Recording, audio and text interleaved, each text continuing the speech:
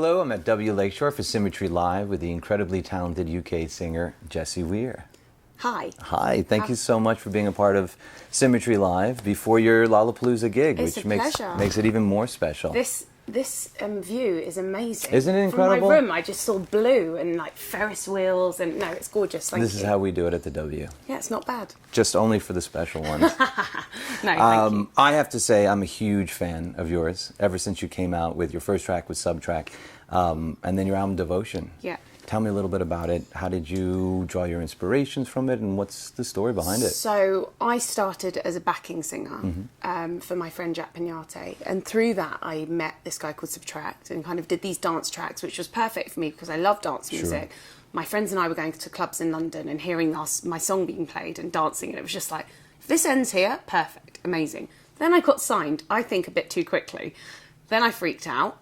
Didn't know how to write songs. Well, I didn't think I did. I was like, what have I got to say that is new and interesting? And just through meeting the right people, such as David Kumu, who was the producer of my album. He's also in a band called The Invisible, and a guy called Kid Harpoon, who's worked with Florence Welch. Of course. He did Sweet Nothings with Florence and Love Calvin that Harris, track. and Julio Bashmore, who's an amazing house producer.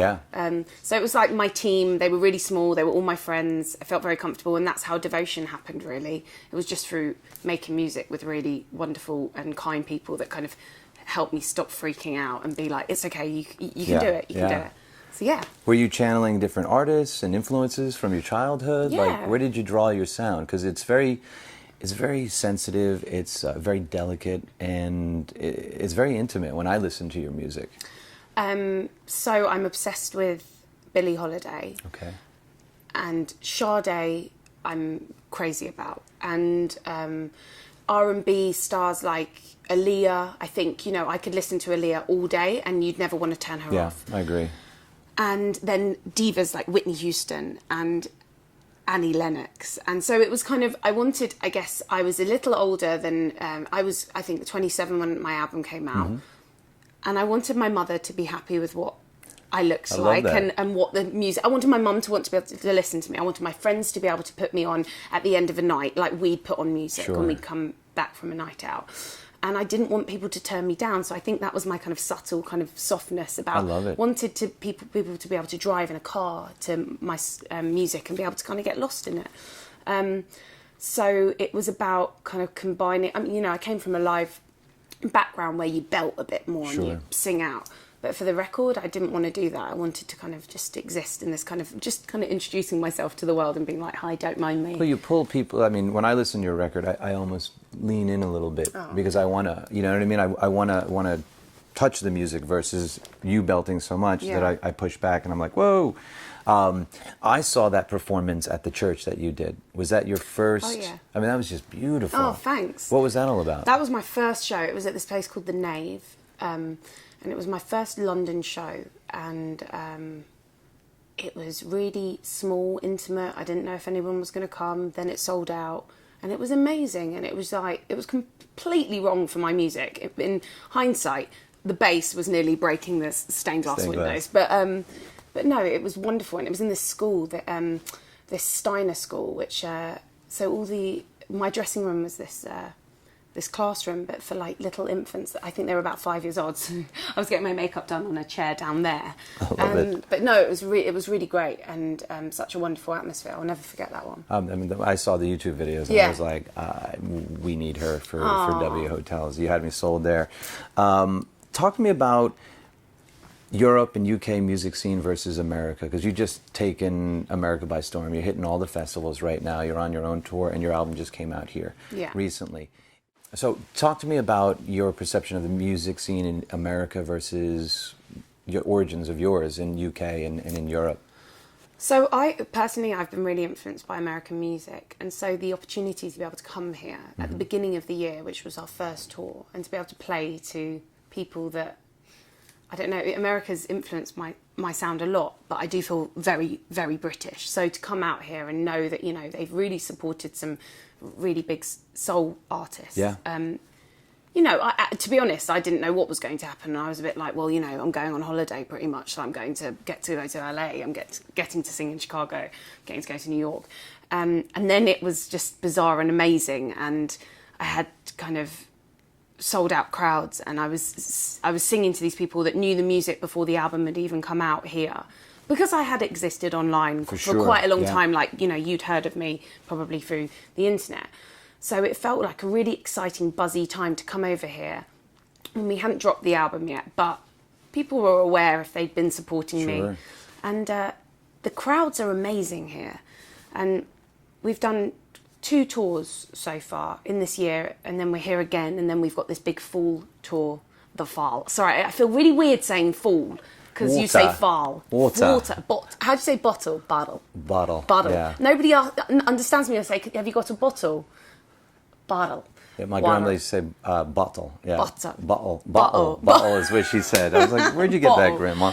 But yeah, so I just feel really lucky that I get to come here and play to these wonderful, wonderful crowds who are really supportive, and it feels like they're really willing me on, which is great. You know, it's interesting because I've been a huge fan of R&B and soul music from the 80s and the 90s, and then I feel that we kind of lost it as an American genre, where it kind of like got really cheesy or a little bit too bling bling, and now there's like a whole new crew of artists that are coming in, like yourself, like Frank Ocean, Miguel. Talk to me about this whole Miguel collaboration. Oh, okay, so Miguel, I think, made one of the best records of last year, Kaleidoscope Dreams. I think it's really exciting sonically.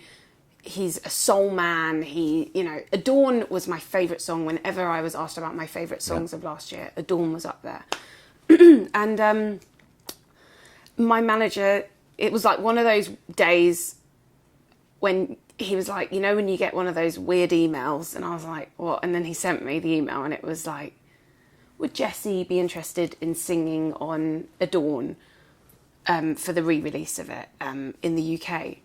And I was like, are they joking? They're like, joking come on, who's winding me up? And then it actually did happen, and it happened on, when was it? Probably like in May, and Miguel was supporting Alicia Keys. And so they were like, look, Miguel can only come after he's supporting Alicia Keys, so it's going to be a late night session. And me, I like my 8 hours. I was like, I'm usually a 9 to 5 girl. Oh God, stay awake, be great.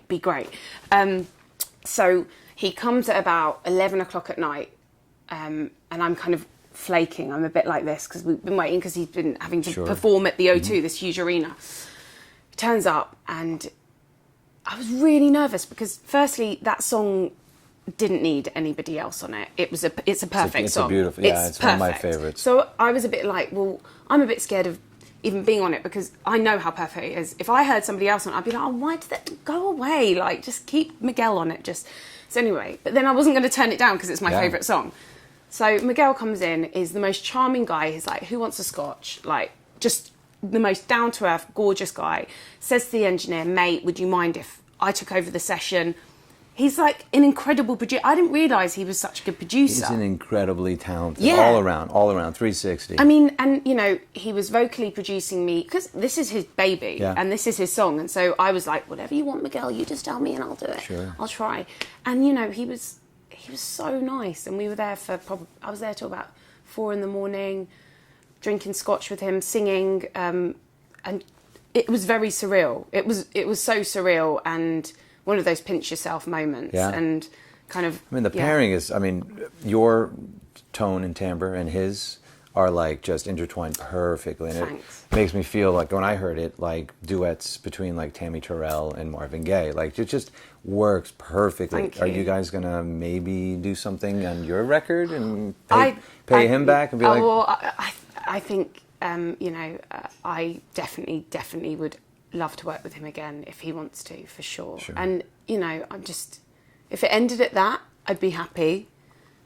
I feel like I'm singing along with everybody else who loves that song, and everyone can now join in with my harmonies. I've got it on play. Oh, thanks. Repeat all the time. Thank you. Yeah, no, I'd love to work with him. Now you're working on a new record?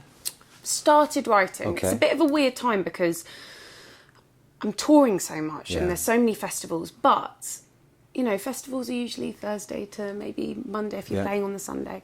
So I'm kind of using the weeks as just writing and working out what I want to do. And I'm enjoying it. It's Yeah.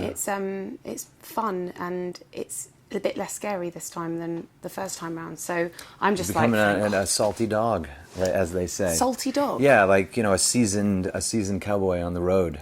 Oh yes. You know? I don't know if I'm that seasoned yet. I definitely have lots to learn. But Has yes. the touring changed your perception of your writing style?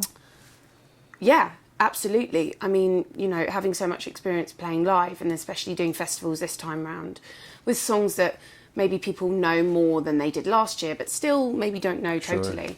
It makes you wonder, like, which songs work and translate the best live, and then I'm thinking about that when I'm writing now, being like, maybe I want that moment where everyone like fist pumps and stuff. So I don't know. I feel like I'm going to come back with probably like a Kings of Leon album. I love it. Hey, I wouldn't hate I wouldn't mind. I wouldn't hate that at all. I'll be playing the guitar. I'm going to learn the guitar and do guitar solos and stuff like that. What should we expect tonight? Just, I think I'll probably say some really awkward things. Awesome. I'll apologise for something, Love or it. I'll say something silly. I'll say lots of things silly.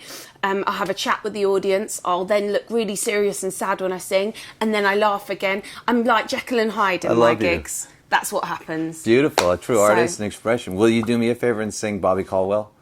Yes, I will. I would definitely do that. Maybe just say this is for Michaeangelo. Well, should we talk about why you want me to just that sing that? That is my karaoke go-to song. So you know, when I just want to floor people, Yeah. I start off with that. Nice. Yeah.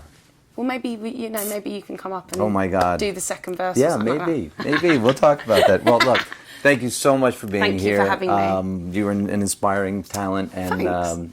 thank you. Cheers. Thanks. Cheers.